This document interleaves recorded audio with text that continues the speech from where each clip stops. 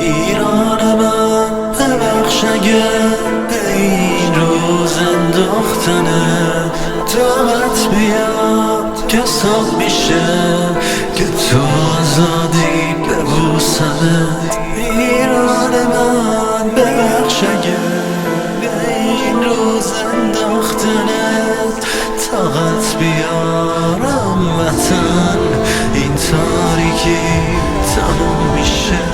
کی دلش آخه میخواد به کشورش حمله بشه؟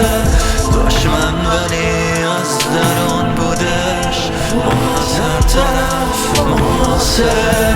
کی دلش آخه میخواد به خاکش رخنه بشه؟